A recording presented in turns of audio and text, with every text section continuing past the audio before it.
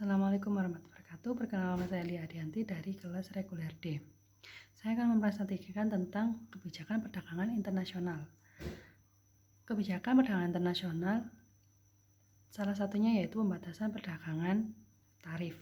Tarif adalah pajak atau biaya yang dikenakan pada komoditas yang diperdagangkan saat melintasi suatu negara.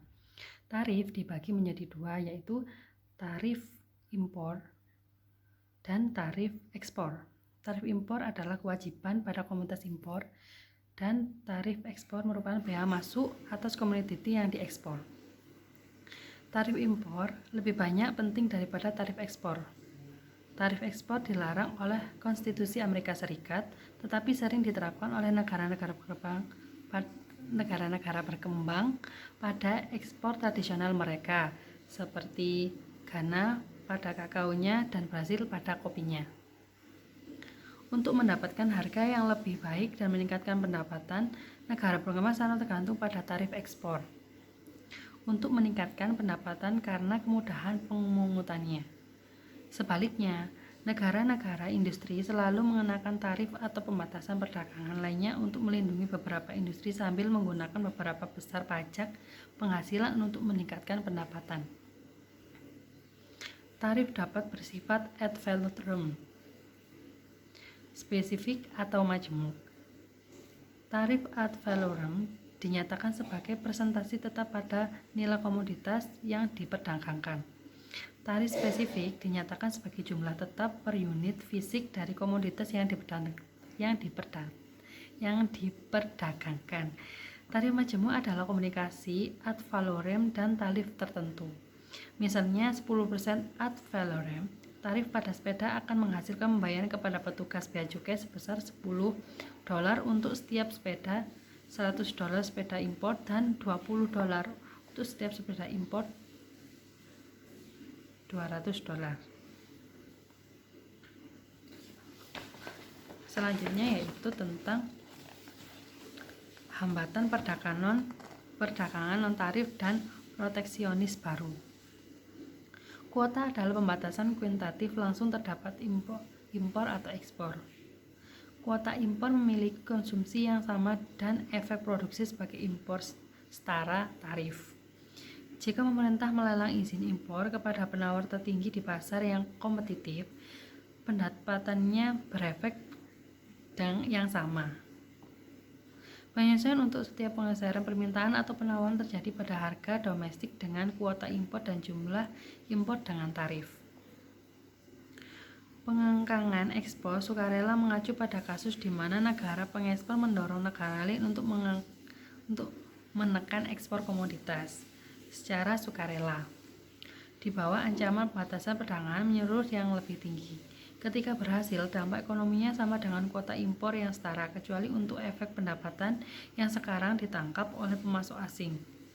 Sukarela ini pembatasan ekspor tidak memiliki sepenuhnya berasal dalam pembatasan impor bagaimanapun, dan mereka sebagian besar dihapus pada akhir tahun 1999 sebagai hasil dari kesepakatan putaran Uruguay. Kartel internasional adalah organisasi pemasok komoditas yang terletak di negara yang berbeda atau kelompok pemerintah yang setuju untuk membatasi output dan ekspor komoditi tersebut dengan tujuan memaksimalkan atau meningkatkan total keuntungan organisasi.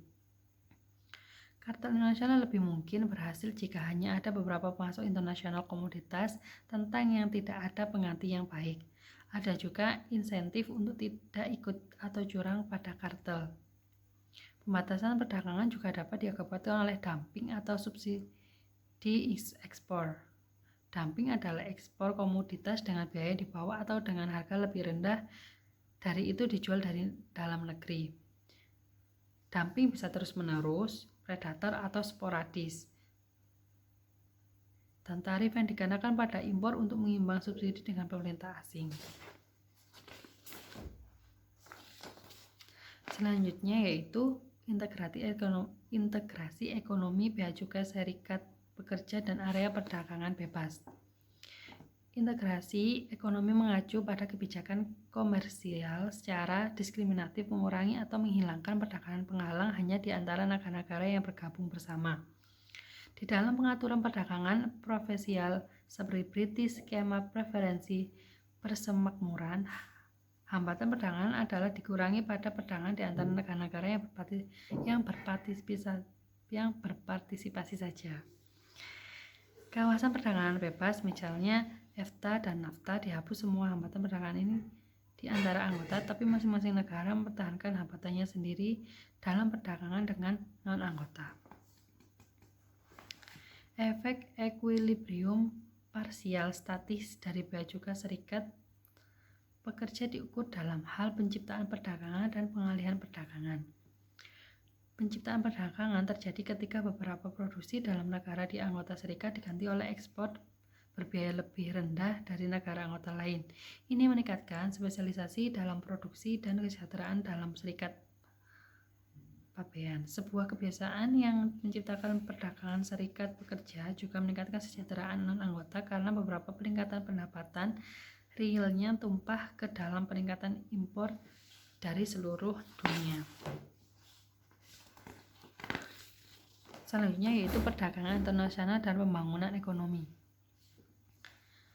Meskipun tingkat dan laju perkembangan ekonomi tergantung terutama pada kondisi internal di negara berkembang, perdagangan internasional dapat berkontribusi signifikan dalam proses pembangunan.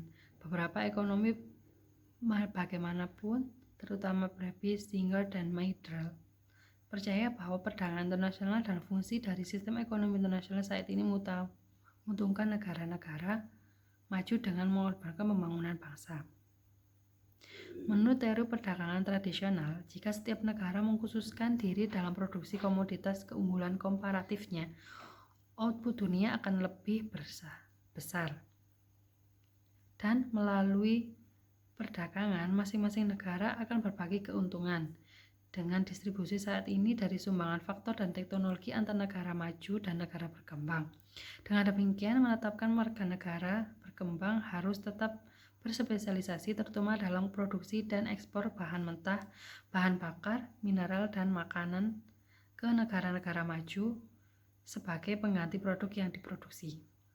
Negara dari waktu ke waktu harga relatif terhadap harga impornya. Perjanjian komoditas internasional dicapai dengan skema domestik murni seperti papan pemasaran yang didirikan setelah Perang Dunia Kedua. Ini dioperasikan dengan memberi output dari produsen dalam negeri dengan harga yang stabil ditetapkan oleh Dewan yang kemudian akan mengekspor komoditas dengan harga dunia yang berfluktuasi. Pada tahun-tahun yang baik, harga domestik akan ditetapkan di bawah harga dunia sehingga Dewan dapat mengumpulkan dana yang kemudian akan dicairkan di tahun-tahun buruk dengan membayar produsen dalam negeri lebih tinggi dari harga dunia. Kontrol ekspor berusaha untuk mengatur jumlah komoditas yang diekspor oleh masing-masing negara di rangka menstabilkan harga komoditas. Keuntungan utama dari perjanjian kontrol ekspor adalah bahwa itu menghindari biaya pemeliharaan stok. Kontrak pembelian adalah perjanjian multilateral jangka panjang yang menetapkan harga minimum di mana negara-negara mengimpor setuju untuk membeli sejumlah komoditas tertentu dan harga maksimum di negara-negara pengekspor untuk menjual sejumlah komoditas tertentu. Masalah paling serius yang dihadapi negara berkembang adalah kondisi kemiskinan yang parah berlaku di negara, terutama negara-negara Afrika Sub-Sahara. Utang luar negeri yang tidak berkelanjutan dari banyak negara berkembang termiskin terutama yang ada di Afrika Sub-Sahara dan proteksionis di negara maju melawan negara berkembang ekspor negara. Negara berkembang dicari untuk mengatasi masalah tersebut dengan menuntut tatanan ekonomi internasional, sumber daya internasional, gerakan dan perusahaan multinasional. Dalam bab ini, efek internasional arus modal, tenaga kerja, dan teknologi dalam beberapa cara. Ini adalah pengganti komoditas internasional berdagang. Investasi portofolio seperti pembelian saham dan obligasi adalah aset keuangan murni dan terjadi terutama melalui bank dan investasi dana. Investasi langsung adalah investasi nyata di pabrik, barang modal, tanah, dan persediaan di mana keduanya modal dan manajemen terlibat dan investor mempertahankan kontrol atas penggunaan modal yang diinvestasikan. Internasional investasi biasanya dilakukan oleh perusahaan multinasional. Motif dasar investasi portofolio internasional adalah memaksimalkan hasil dan diversifikasi resiko. Yang terakhir ini juga diperlukan untuk menjelaskan modal dua arah gerakan. Investasi asing langsung membutuhkan tambahan penjelasan. Di antaranya untuk mengeksploitasi di luar negeri beberapa pengetahuan produksi atau manajerial yang unik keterampilan. Untuk mendapatkan kontrol atas sumber asing dari bahan baku yang dibutuhkan atau asing outlet pemasaran, untuk menghindari tarif impor dan batasan perdagangan lain, dan atau untuk memanfaatkan subsidi produksi. Untuk masuk pasar oligopolistik asing, untuk mengakuisisi pasar asing perusahaan untuk menghindari persaingan di masa depan, atau karena kemampuan untuk memperoleh pembiayaan.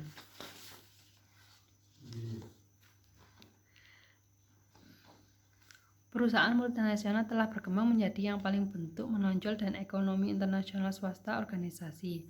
Alasan dasar keberadaan mereka adalah keunggulan kompetitif dari jaringan global, dari produksi dan distribusi. Beberapa yang diduga masalah menciptakan oleh perusahaan multinasional di negara asal adalah ekspor pekerja domestik, erosi keunggulan teknologi negara asal, penghindaran pajak dalam negeri melalui penetapan harga transfer dan mengurangi kontrol pemerintah atas perekonomian domestik. Di sisi lain, negara tuan rumah mengeluhkan hilangnya kedaulatan dan kegiatan penelitian dalam negeri, pajak, penghindaran, teknologi yang tidak tepat, dan sebagian besar manfaat mengalir ke negara asal. Akibatnya, sebagian besar tuan rumah negara telah mengadopsi kebijakan untuk mengurangi dugaan ini efek berbahaya dan meningkatkan kemungkinan manfaat. Migrasi tenaga kerja internasional dapat terjadi karena ekonomi dan alasan non-ekonomi. Ketika keputusan untuk migrasi adalah ekonomi, itu dapat dievaluasi dalam hal biaya dan manfaat sama seperti investasi lainnya, dalam modal manusia dan fisik. Migrasi internasional mengurangi output total dan meningkatkan upah real dalam negara emigrasi. Sementara itu meningkatkan total output dan mengurangi upah real di negara imigrasi. Perubahan disertai dengan peningkatan bersih di dunia luar. Migrasi yang sangat terampil dan terlatih orang memberikan manfaat khusus pada masa migrasi dan membebaskan beban yang berat berupa tenggelam dalam biaya penggantian pada negara imigrasi. Masalah ini disebut sebagai brain drain. Sekian presentasi dari saya. Assalamualaikum warahmatullahi wabarakatuh.